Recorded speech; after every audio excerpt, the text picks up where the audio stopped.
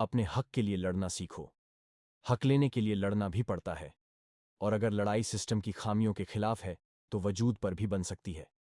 अगर इसे जीतना है तो सिस्टम से टकरा कर नहीं, बल्कि उसमें रहते हुए इसे जारी रखना चाहिए। हक और अधिकारों की लड़ाई का यह नुस्खा दे गया। रविवार की शाम पंजाब नाट्यशाला में पेश नाटक पोस्टर। शंकर शेष लिखित इस नाटक को निर्देशित किया चक्रेश कुमार यादव ने, और पेशकारी की मजदूरों के जरिए सिस्टम की खामियों पर किया। कटाक्ष कहानी आदिवासी इलाके की है। जंगल का मालिक एक सेठ होता है। आदिवासी उसके यहाँ काम करते हैं। इस दौरान एक बाबा आता है और मजदूरों को बताता है कि मालिक का कहा मानना चाहिए, क्योंकि उसके जरिए ही स्वर्ग मिलता है। और इस संदर्भ में तमाम पोस्टर जंगल में लगे होते हैं।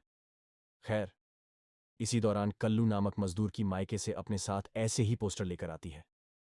मजदूर अनपढ़ होते हैं और सोचते हैं कि पोस्टर और लगा देंगे तो मालिक खुश होगा, और उसे चस्पा कर दिया जाता है।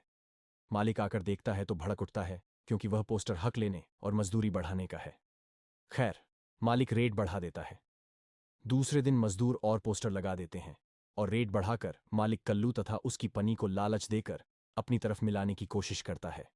इसके बाद नाटक में वही कुछ होता है जो आम आदमी के साथ हक की लड़ाई में होता है।